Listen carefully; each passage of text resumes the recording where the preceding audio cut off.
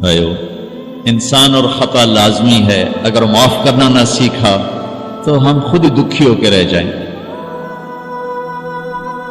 لوگوں کے زخم بھلا دو، اللہ پہ ڈال دو، اللہ صلہ دے گا، زندگی پرسکون ہو جائے گی۔ دیکھو، ہم اپنے یہ کرتے پر داغ نہیں لگنے دیتے، اپنے بس سے داغ۔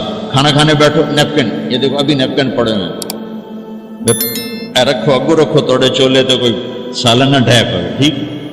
یہ تو پھر بھی دھل جائے گا،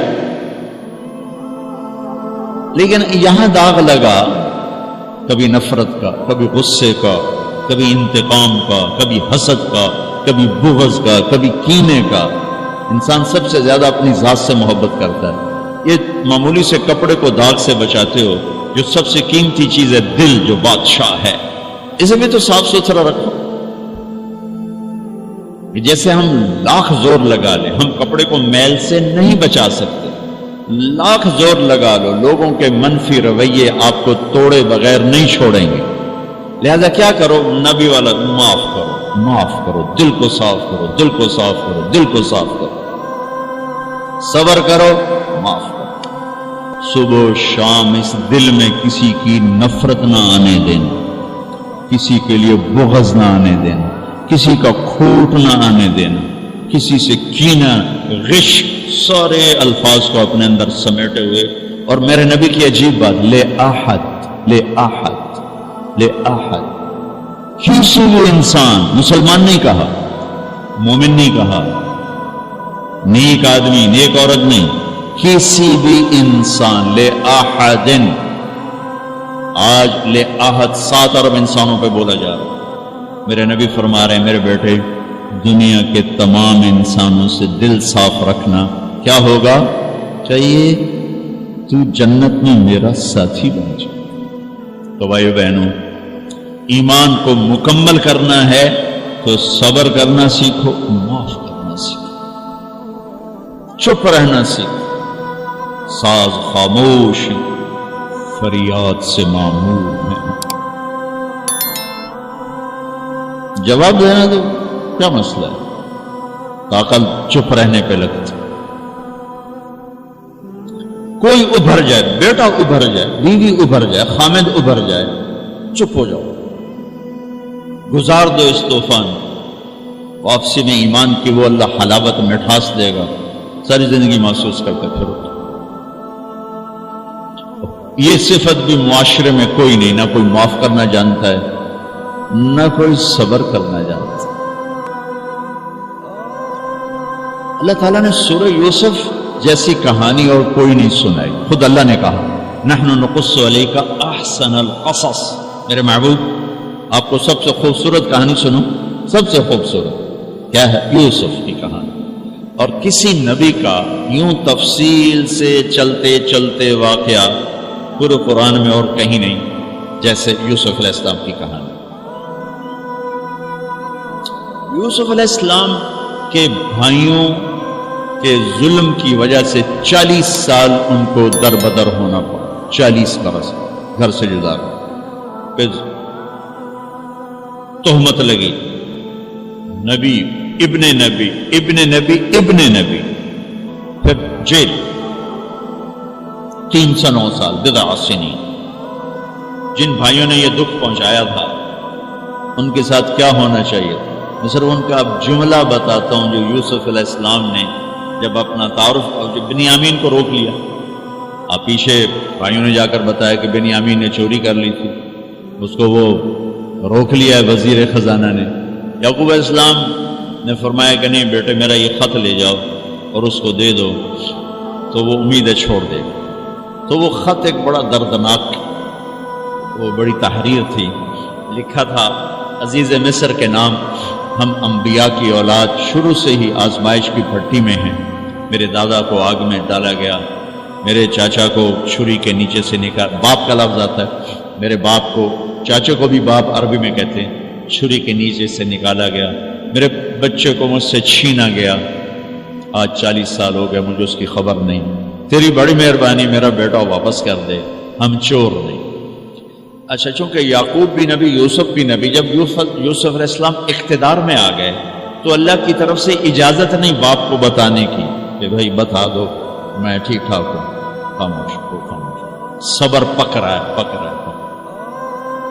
جب یوسف علیہ السلام نے خط پڑھا تو بہت روئے اور اللہ کی بارگاہ میں دعا میں یا اللہ اب مجھے ملا دو, اپنے گھر والے ملا دو, کل بتا دو. پہلے روکا ہوا اب بتا دو.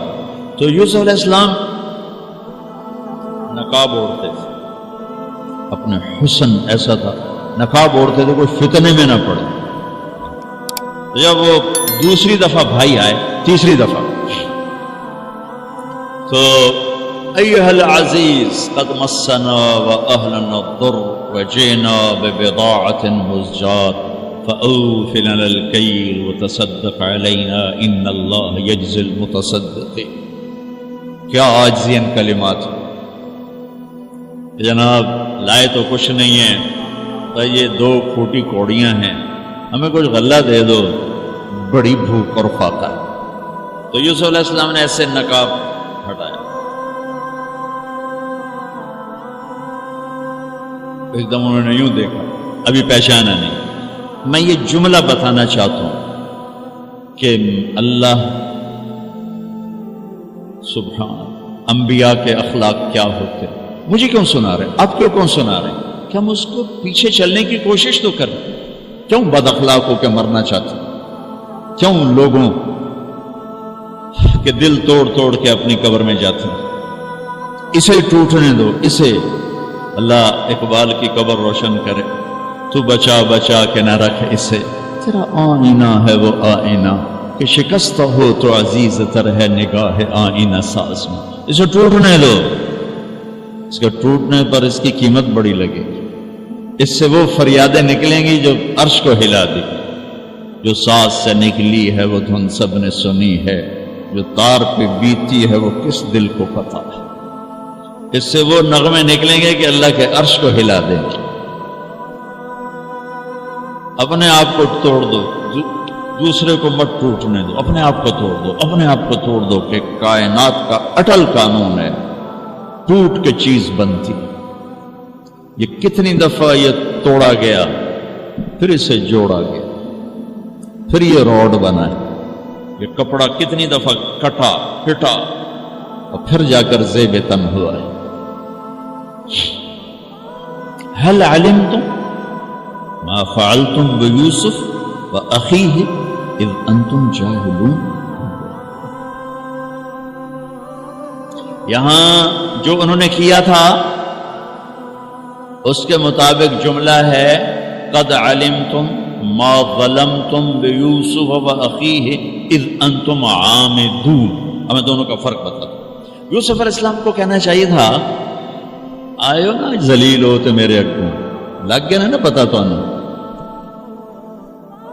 تم نے جو میرے ساتھ ظلم و ستم جو تم نے میرے اوپر ڈھائے, تو جان بوجھ کے تم نے مجھے گھر سے بے گھر کیا, آج اس کا مزہ چکھ رہے ہو کہ نہیں چکھ رہے ہو. یہ کہنا تھا قد علمتم, تمہیں سارا پتا تھا. تم نے مجھے گھر سے نکالا, کنویں میں ڈالا, بازار میں بکا, تہمتیں اپنے دامن میں سمیٹ کے جیل میں گیا. یہ کہنا تھا. واہ واہ یوسف علیہ السلام پہ قربان جاؤ. هل علمتم ما فعلتم بیوسف واخیہ اذ انتم جاہلون. مجرم کی طرف سے صفائیاں پیش کر رہے ہیں, مدعی. آپ بے خبری میں حل وہاں بولا جاتا ہے کہ مجھے پتا ہے کہ جو بات میں عثمان کو کہنے لگا ہوں اسے معلوم نہیں. اردو میں ہم کہتے ہیں عثمان تمہیں پتا چلا, ابو بکر تمہیں پتا چلا. یہ ہے ہمارا محاورہ. تو عربی میں حل. میرے بھائیو آپ کو پتا نہیں چلا تھا بے خبری میں. ما فعلتم, فعلا عربی زبان کا سب سے کمزور لفظ ہے.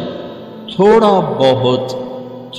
بہت یوسف کے ساتھ اور بھائی کے ساتھ کچھ معاملہ ہو گیا تھا, نادانی میں ہو گیا.